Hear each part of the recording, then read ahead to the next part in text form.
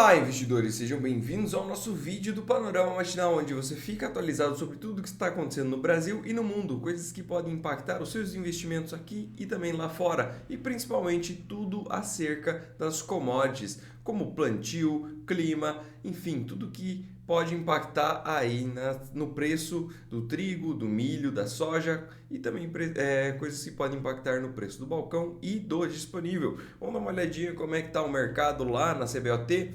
Mercado noturno lá em Chicago, né, pessoal? Trigo caindo 0,10%, milho cai 0,02%, bem estável o milho. Complexo da soja, hoje trabalha soja em grão com 0,45% de alta, farelo novamente puxando aí a soja, né, subindo 1,05%, falta da Argentina aqui, querendo ou não, acaba dando um boost nesse preço para ele subir, né?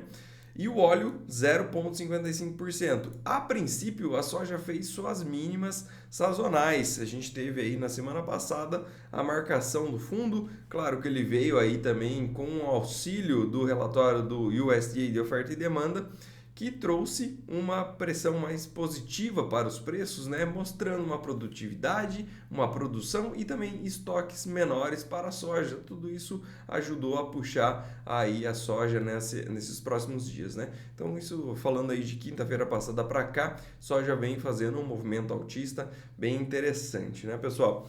E também a gente teve durante a semana aí a publicação lá da Associação dos Produtores de Óleo Vegetal, mostrando que os estoques de óleo de soja estão baixíssimos, né? E amplamente utilizado aí também para a produção do biodiesel e emissão dos E-rings. Dos rings, né? Porque o E-ring seria mais voltado para a parte da energia limpa em termos de eletricidade. Vamos dar uma olhadinha como é que está a parte do clima. Então, olhando a precipitação de 7 dias aí pelo modelo americano, né? Isso aqui é trazido pelo NOAA. A gente vê aqui no sul os volumes de chuvas foram bem intensos, então a gente tem para o Rio Grande do Sul uma faixa de 200 a 300 milímetros, uma chuva bem forte lá para o Rio Grande do Sul, Santa Catarina e também para o sul aqui do Paraná. Algumas regiões do Paraná, olhando mais para o sudeste, a gente tem ali cerca de 100 milímetros e quanto mais a gente sobe para o oeste e para o norte, esses volumes diminuem bastante, né? Então aqui para o oeste mesmo a gente tem chuvas em cerca de 10 a 25 milímetros e mais para o norte 5 a 25 milímetros. Então para o norte chuvas menos intensas aqui no Paraná. Lá para o Mato Grosso a gente tem pouquíssimos volumes de chuvas também, sempre aí na casa dos 5, quando muito 25 milímetros. E basicamente é isso, então chuvas bem escassas para a região centro-oeste do Brasil. Olhando para a expectativa de chuvas aí para os próximos 5 dias pelo modelo americano, segue sem chuva alguma lá para o Mato Grosso. Minas Gerais chove um pouquinho mais, Goiás praticamente nada também, Mato Grosso do Sul muito pouco. E começa a normalizar aqui para o sul também, né? A gente vê Rio Grande do Sul com bem menos volumes de chuvas, não temos mais áreas pintadas aí no tom de rosa, né? Que vinham trazendo nos climas anteriores. Basicamente a gente volta aí para uma faixa de 10, 15, 20 milímetros aí para a parte do sul pelo modelo americano, né? O modelo europeu também mostra que devemos ter pouquíssimas chuvas lá no Mato Grosso, onde possivelmente pode chover. A expectativa é que chova muito pouco, cerca de 5 milímetros. Isso também vale aí para Minas Gerais, Goiás, enfim, para o centro-oeste como um todo, né? Se chover, chove realmente muito pouco. Mato Grosso do Sul tem um pouco mais de chuva em algumas regiões, mas nada demais também, no máximo 25 milímetros. O modelo europeu ainda mostra volumes de chuvas um pouco maiores para a parte do sul, então a gente olha Rio Grande do Sul com pontos com expectativa de chuva na casa de 50 milímetros. Santa Catarina também, alguns pequenos pontos na casa de 50 milímetros. E aqui para o Paraná também diminui pelo modelo europeu. Onde chove mais, deve chover cerca de 25 milímetros, mas na grande maioria fica entre 5 a 15 milímetros a perspectiva para os próximos 5 dias. Então, chuvas poucas chuvas, né, para os próximos 5 dias aí pelos modelos tanto americano quanto o modelo europeu. Vamos dar uma olhadinha como é que ficou os gráficos no dia de ontem. Então, o petróleo ele subiu muito bem e acabou fechando com uma alta bem menos intensa, né? Fechou com uma alta de 0,81% e hoje vem caindo 1,1%. Basicamente, algumas questões aí na parte do petróleo tem a ver lá com o Oriente Médio. Aquele míssil que a princípio atingiu o hospital e matou 500 pessoas foi um míssil errado, já especularam sobre, não, parece que realmente não é do Israel. Comentam que esse míssil, parece que ninguém realmente queria atingir, independente de quem foi que lançou esse míssil, não estava nos planos de ninguém, mas a princípio estão agora acreditando esse míssil ao Jihad, tá? Que seria um terceiro grupo extremista aí. Então, lembrando, a gente tem o Hamas, que é o principal deles, que começou os ataques em Israel. A gente tem o Hezbollah, enfim, que pode se juntar também a essa guerra. E agora o Jihad, né? Então, 3 grupos extremistas. E do outro lado a gente tem a Israel. Tivemos também a presença do presidente Biden, do presidente dos Estados Unidos, passando lá por Israel também. Ele estava lá ontem, se eu não me engano, ele já é para ter saído e a princípio Israel estava aguardando a saída dele para fazer aí a sua ofensiva terrestre, tá, pessoal? Mas de qualquer forma, essa intensidade de alta do petróleo que a gente viu ontem foi acalmada aí por essa desmistificação de quem poderia ter feito esse ataque, né? Pro óleo de palma, a gente teve ontem uma alta de 0,69% e hoje já fechou com uma queda de 1,36%, entregando toda a alta de ontem. Para o óleo de soja, o óleo de soja subiu, fez aquele teste na média na casa dos $56 e volta a cair, né? A gente está vendo aí hoje uma queda de 0,55% e ontem caiu 0,89%. Vamos falar do grão agora. O grão sim subiu muito bem, né?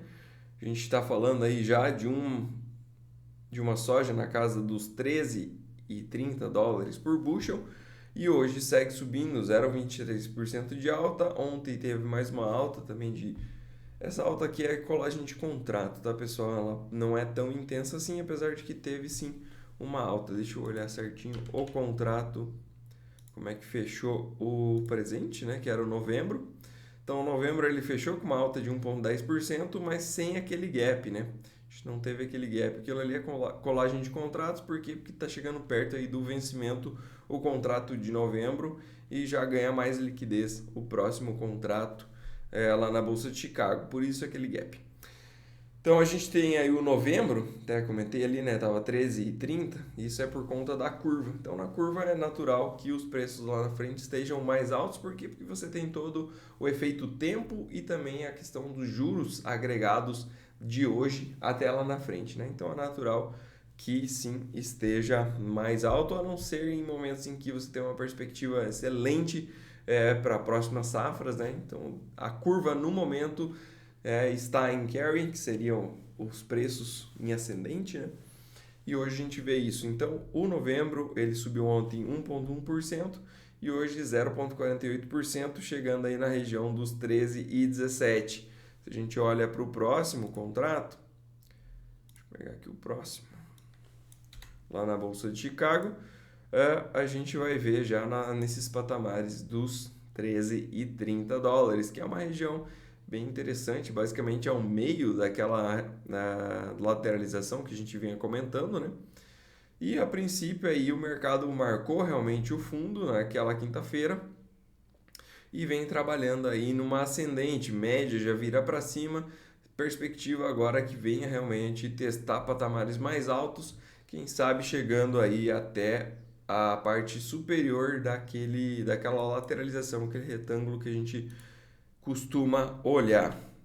Caso vocês não lembrem, deixa eu botar ele aqui de novo na tela, que seria aqui na região dos 14,30, né? Claro, ainda tem muito chão pela frente, né? Na metadinha aqui, basicamente em $13,50, $13,60 por bushel, onde está a parte mais complicada.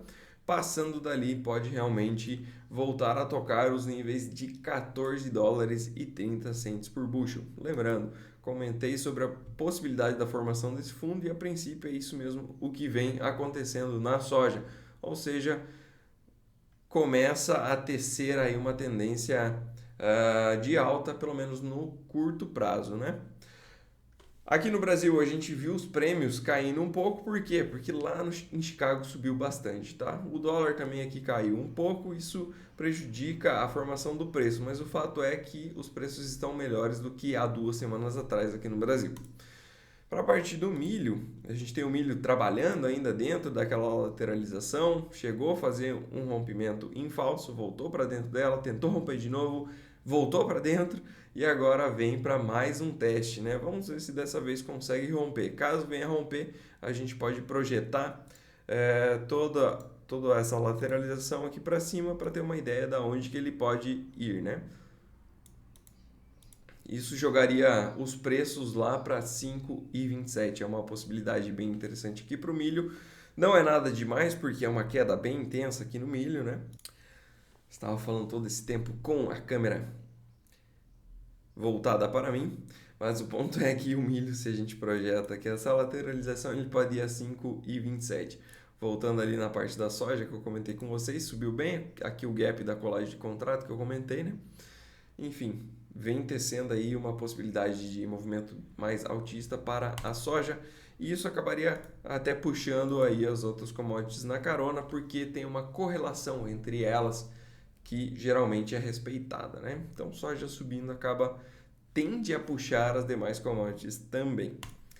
Olhando para o trigo também vem tentando formar um fundo, né? Média já vem trabalhando acima dela e começa a virar também para cima, podendo reverter aí essa tendência de baixa do curto prazo.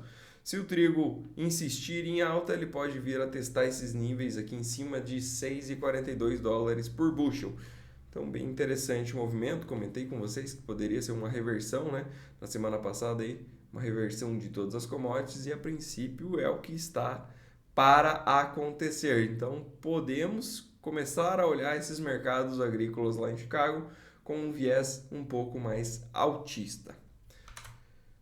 Vamos dar uma olhadinha aqui nas demais cotações. Então a gente, como eu comentei, o petróleo em queda no dia de hoje, 1,13% de queda. O minério de ferro sobe hoje, muito pouco, mas sobe, 0,4%.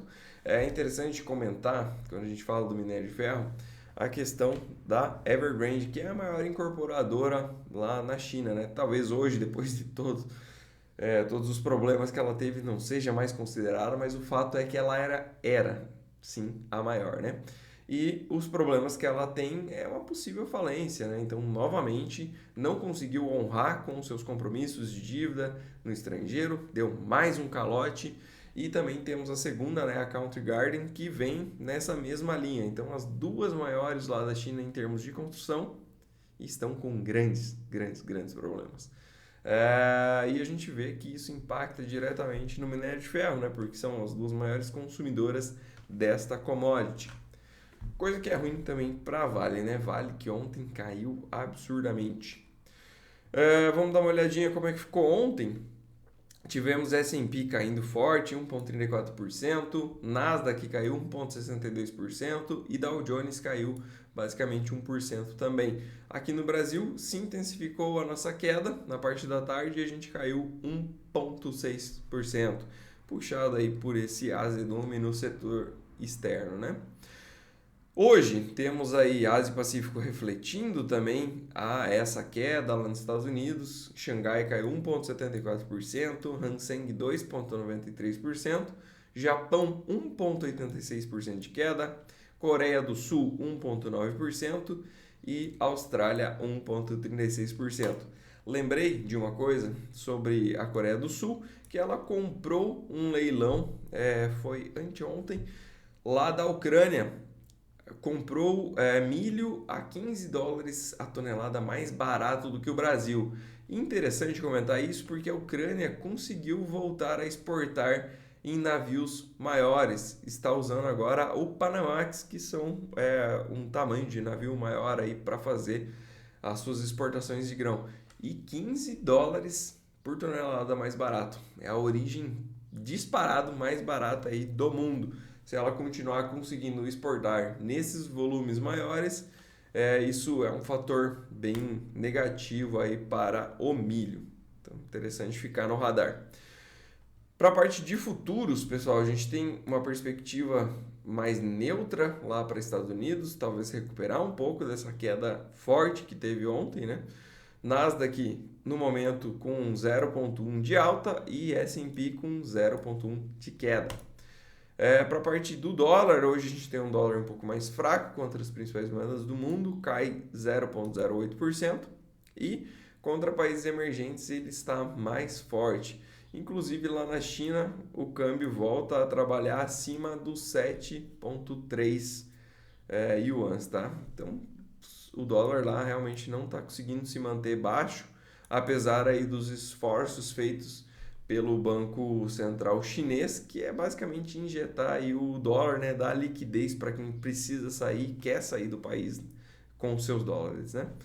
E não está funcionando. A gente viu essa estratégia também aqui no Brasil lá por 2013, 2014, na época da Dilma, onde o Banco Central fazia todos os dias leilões enormes de dólares para dar essa liquidez e tentar segurar o preço, segurar a cotação, né? Aqui não funcionou, lá também não está funcionando e acaba que no final das contas pode ser até um pouco pior, porque você vai diminuindo as suas reservas de dólares. É claro que as reservas da China são infinitamente maiores do que eram aqui no Brasil em 2014, né? Então aqui o impacto foi muito mais sério, né? Como não conseguiu segurar o câmbio, depois ele ainda subiu mais forte. Por quê? Porque você olha lá nas contas do banco e ele não tem tantos dólares assim para o futuro, né? Então isso acaba piorando a situação. Para a parte de agenda, pessoal, hoje a gente vai ter pedidos iniciais por seguro-desemprego lá nos Estados Unidos, dado bem forte mesmo, 9h30 da manhã. Temos o índice de atividade industrial e do Fed de Filadélfia, também é outro dado bem interessante de acompanhar. A gente também tem um discurso do Powell, que sai hoje a 1h da tarde, e esse discurso aqui tende a mexer bastante com o mercado também, devido aos últimos dados publicados, onde a gente teve aí dados mais fortes, o americano continua querendo gastar mais dinheiro, e tudo relacionado à parte de casas, né? E hoje a gente tem mais um dado na parte da manhã, às 11 horas, que também deve vir muito forte, porque ele está completamente relacionado aí aos dados anteriores, né? E esse dado é o de vendas de casas usadas, que provavelmente deve vir forte também acima da expectativa, assim como vieram os dados anteriores de vendas de casas novas e pedidos por licenças para construção, tá? Então é natural que as vendas de casas usadas também venha mais forte. E isso é uma pedra no sapato aí do Fed, que pode sim aumentar mais uma vez a taxa de juros ainda este ano. É o que tem preocupado os mercados nessa semana. A gente vê aí essas quedas mais absurdas e tudo isso está relacionando com a possibilidade de mais um aumento na taxa de juros. Então por isso que é importante a gente estar de olho nesse comunicado a 1h da tarde, onde o Powell, que é o presidente do Fed, vai falar aí, já vai ter esses dados na mão, então vai poder trazer uma clareza maior para o mercado. Vamos ficar de olho. 1h da tarde, talvez aí a parte mais importante do dia. Fora isso, não temos mais nada de interessante. Pessoal, grande abraço, uma ótima semana a todos. Não esqueçam, o Marcelo fez um vídeo ontem sobre a parte das medidas, como é que eu comento com vocês, né, todo dia lá na Bolsa de Chicago, porque a soja em dólares por bushel, milho em dólares por bushel, trigo em dólares por bushel, mas assim, o que isso significa, né? É interessante se vocês saberem que cada bushel, cada commodity tem seu peso e o bushel não é o mesmo para cada uma delas. Então, confere no card aqui em cima como que você faz para converter e entender mais sobre essas unidades de medida, principalmente lá dos Estados Unidos, que eles gostam de fazer uma unidade de medida diferente de todo mundo, né?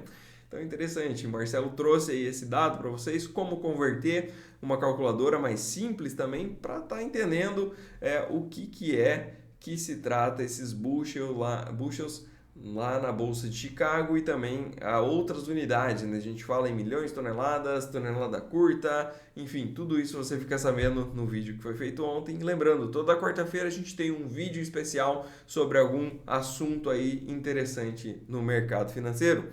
E grande abraço, pessoal. Ótima semana.